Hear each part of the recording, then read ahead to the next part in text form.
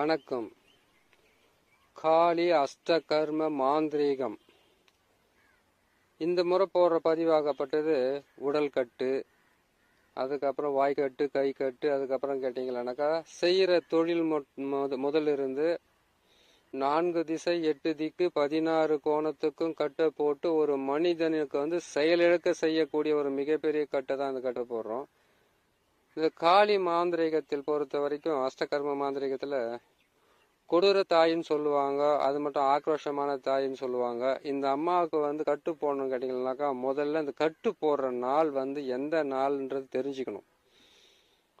உங்களுக்கு பிடித்தது நல்லவங்களோ கெட்டவங்களோ, நல்ல நாளோ கெட்ட நாளோ அதை அப்புறம் விட்டுடுங்க.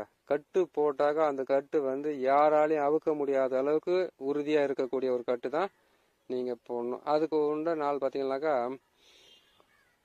சதுர்த்தி அன்னைக்கு கட்டு போடணும். சதுர்த்தி திதி அன்னைக்கு நீங்க கட்டு போட்டீங்கன்னா மிகவும் வேலை செய்யும். அமாவாசையில பாத்தீங்கன்னாக்கா அமாவாசை அதாவது 24 மணி நேரம் அமாவாசை, 24 மணி நேரம் பௌர்ணமின்னு ஒன்று வரும் இல்லையா? அந்த அமாவாசையில துவங்கும் போது ஆரம்பிக்கணும்.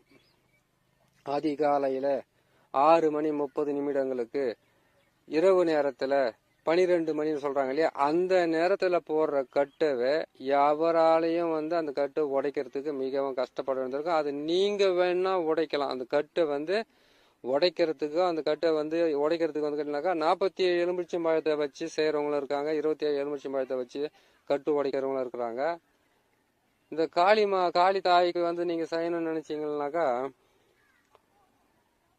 எப்பவுமே இந்த அம்மாவுக்கு ஆக்ரோஷமான தெய்வன்றதுனால மது மாமிசம், அதுக்கப்புறம் கேட்டீங்கன்னா உயிர் பலிகள் எல்லாம் கொடுப்பாங்க. அந்த உயிர் பலிகள் கருங்கோழியை நீங்க அதுக்கு ஆணா இருந்தா பெட்ட கோழியை நீங்க கொடுக்கலாம், பெண்ணா இருந்தா சேவலை தான் நீங்க கொடுக்கணும். அது எப்படிங்க? காளிக்கு எல்லாரும் ஒரே மாதிரி தானே கொடுக்கணும் கோழி? அதெல்லாம் அப்படி கிடையாது. பெண்ணுக்கு ஆண் ஆணை தான் வச்சு நம்ம மாந்திரிகத்துல பிரயோகம் பண்ணுவாங்க. ஆணுக்கு ஒரு பெண் மூலியமா தான் பிரயோகம் பண்ணுவாங்க. அப்படி இருக்கும்போது ஆணா இருந்தாக்கா பெட்ட கோழியை வாங்கி அதை பலி கொடுக்கலாம், பெண்ணாக இருந்தா சேவலை வாங்கி அதுக்கு பலி கொடுக்கலாம். கருப்பு கோழியா இருக்கிறது மிகவும் உங்களுக்கு சீக்கிரமா வேலை முடிக்கிறதுக்கு ஆரம்பிக்கும். இல்லையா நான் சுத்த சைவங்க, அசைவமெல்லாம் செய்ய மாட்டேன் அப்படின்னு கேட்டீங்கன்னாக்கா 48 எலுமிச்சம்பழத்தை வாங்கிட்டு உச்சந்தலையிலிருந்து உள்ளங்கால் வரைக்கும் கட்டு இருக்கும்போது ஒரு மந்திரம் ஒண்ணுக்கும். அதாவது போடுற கட்டு மட்டும் இப்ப சொல்றேன். அந்த கட்டு அறுக்கிற விஷயத்த நான் உங்களுக்கு இன்னொரு பதிவுல போட்டுக்கிட்டு வரேன். இந்த காளி தேவியினுடைய அஷ்டகர்மத்தில் மிகவும் முக்கியமானது ஏன்னு கேட்டீங்கன்னாக்கா தொழில் நல்லா போய்கிட்டு இருக்கும், கை நிறைய சம்பாரிச்சுக்கிட்டு இருப்பாங்க, கையில வருமானம் வந்துகிட்டே இருக்கும். திடீர்னு அந்த தொழில் நடக்காது. அது தொழில் ஸ்தம்பனை கட்டு போட்டுருவாங்க. அதுக்கப்புறம் பாத்தீங்கன்னாக்கா வியாபாரத்தை கட்டு போட்டு முடக்கிறது. நல்லா பேச்சு திறமையால பல வகையான தொழிலை செய்யறவங்களுக்கு வாய்க்கட்டு போடுவாங்க. அதுக்கப்புறம் எதையுமே செய்தாலும் அந்த வேலை அவங்களுக்கு கை கூடாத மாதிரி, அவங்க கையில வருமானம் வராத மாதிரி கை கட்டு போடுவாங்க. எந்த வேலை எடுத்தாலும் அந்த வேலைக்கு ஒரு மனிதனுக்கு போகணும்னு கேட்டீங்கன்னாக்கா காலில் நடந்து போனதான் சில விஷயங்கள் நடக்கும். வண்டி எடுக்கிறது இதில் போறாங்களோ கால்களுக்கு கால் கட்டு போடுவாங்க. அதுக்கப்புறம் பார்த்தீங்கன்னாக்கா வீட்டுக்குள்ள குலதெய்வம் வராத மாதிரி அதுக்கு கட்டு போடுவாங்க. அதுக்கப்புறம் நம்ம மாந்திரிகரா இருக்கிறாங்க, மாந்திரிகத்தை செய்யறாங்க, அன்னாடம் கேட்டீங்கன்னாக்கா குறி சொல்ற தொழிலை செய்யறாங்க. அதுக்கப்புறம் பாத்தீங்கன்னா மக்களுக்கு மந்திர கட்டுகளை உடைக்கிறது, பல வகையான வகையில இருக்கக்கூடிய கட்டுகளை என்னன்னாக்கா மந்திரம் போட்டு தோஷத்தை நிவர்த்தி பண்றவங்களும் இருக்காங்க, மந்திரம் போட்டு கிரக தோஷத்தை நிவர்த்தி பண்றவங்களும் இருக்காங்க. மந்திரங்கள் பிரயோகிக்க முடியாத அளவுக்கு வாய்க்கட்டு போடுவாங்க, தெய்வ கட்டு போடுவாங்க, குலதெய்வ கட்டு போடுவாங்க, குடும்ப தெய்வத்தினுடைய கட்டு போடுவாங்க. பல வகையிலும் கட்டுக்களை போட்டு அந்த கட்டுக்களை எல்லாமே இந்த மந்திரத்தின் மூலியமாகத்தான் அந்த கட்டெல்லாம் பிரயோகம் பண்ணுவாங்க. இந்த மந்திரத்தை கரெக்டா வச்சு சொன்னாங்கன்னா நான் சொன்ன மாதிரி சதுர்த்தி அன்னைக்கு கட்டு போட்டீங்கன்னா அந்த கட்டு உடைக்கிறது ரொம்ப கடினமா இருக்கும். சதுர்த்தி அன்னைக்கு நீங்க கட்டு போடும்போது கட்டுக்கொடின்னு ஒண்ணு இருக்கும். அந்த கட்டுக்கொடியை கொண்டு ஒரு பாவையை ஒண்ணு செய்து, அது எட்டி பாவையா இருக்கலாம், முருங்கை பாவையா இருக்கலாம், அப்படிங்கிற எருக்கு செடியில் செய்யப்பட்ட பாவையா இருக்கலாம். இந்த பாவையாக இருந்து உங்களுடைய வியாபார ஸ்தலத்துக்கு ஆள் வரக்கூடாதுன்னு கட்டு போறதும் இருக்கு. அதுக்கப்புறம் கேட்டீங்கன்னாக்கா உங்களுக்கு செய்யற தொழில வந்து எந்த விதமான அதிர்ஷ்டமும் இல்லாத அதுக்கும் கட்டு போறதா இருக்குது. இந்த கட்டு வந்து கட்டுக்கொடி வச்சு அந்த கட்டு போடுவாங்க.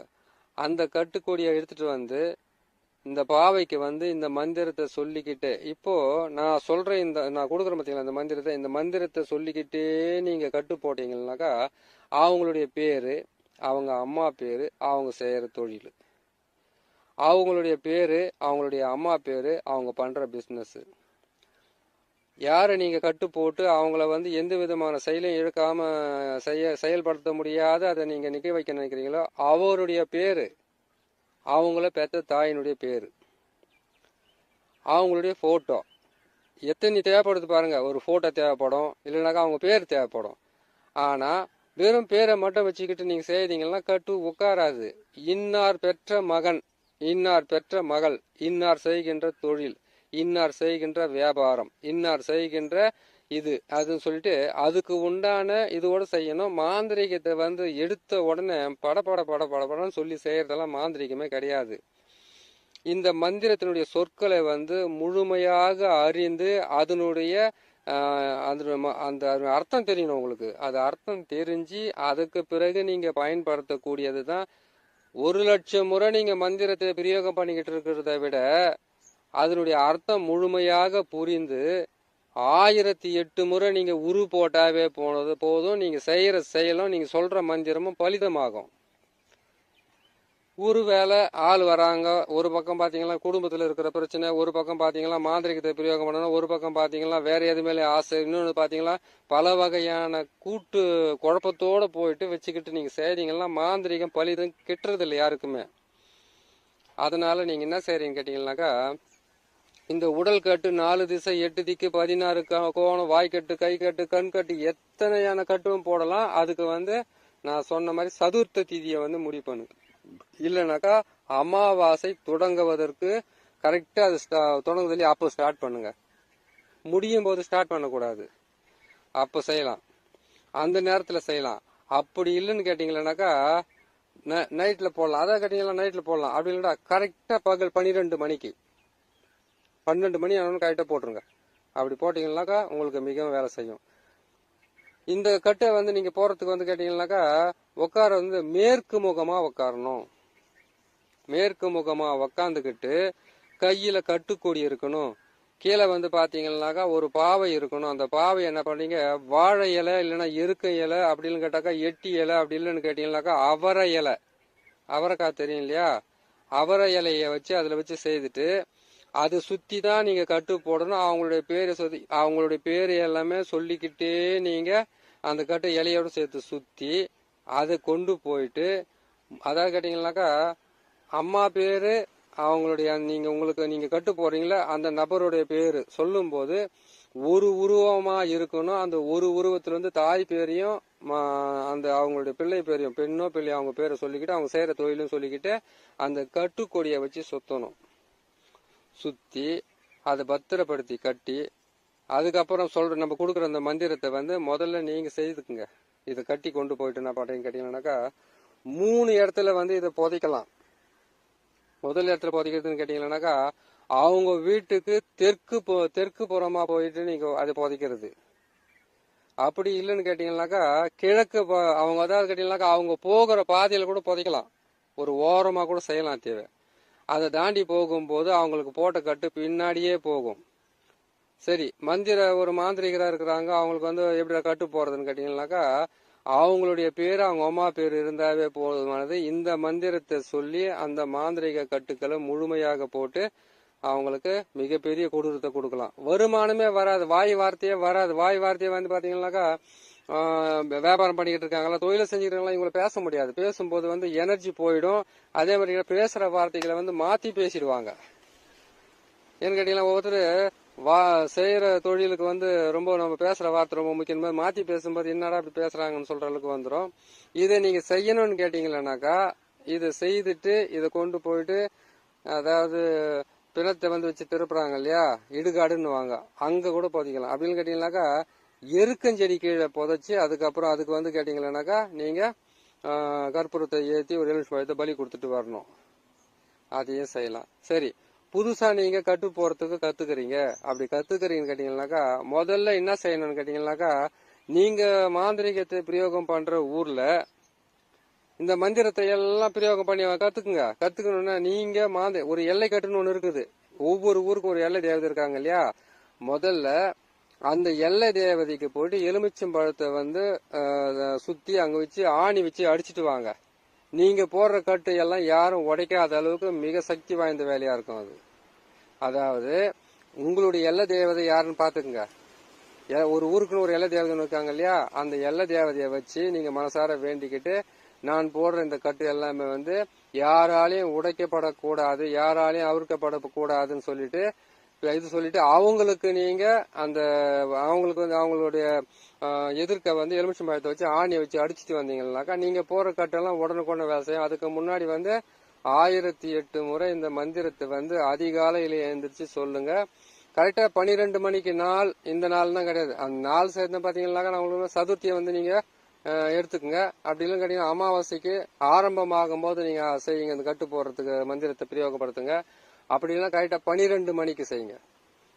அது இரவா இருக்கட்டும் பகலா இருக்கட்டும் 12 மணிக்கு செய்யலாம். சார் இப்போ வந்து பாத்தீங்கன்னாக்கா வர்ற ஆளுங்கெல்லாம் அந்த கட்டு போகணும்னு கேட்டா 12 மணிக்கு தான் வருவாங்களா கரெக்டா? அது எப்படி நாங்க போறதுன்னு கேட்டீங்கன்னாக்கா, வர்ற ஆளுங்களை வந்து கொஞ்சம் அந்த நேரத்துல வந்து கொஞ்சம் பொறுமையா உக்கார சொல்லுங்க. அதுக்கு முன்னாடி இருக்கிற ஆளுங்களை பாருங்க, பின்னாடி இருக்கிற ஆளை பாருங்க. இவங்க கட்டு போறத மட்டும் கரெக்டா 12 மணிக்கு போடுங்க. போட்டீங்கன்னா மிகவும் சக்தி வாய்ந்த வேலையை செய்யும்.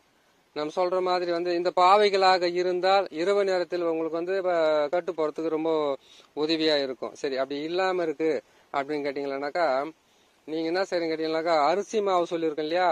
அரிசி மாவுலயே கூட நீங்க ஒரு பாவையை செய்து அந்த பாவைக்கு வந்து நீங்க கட்டு போடலாம்.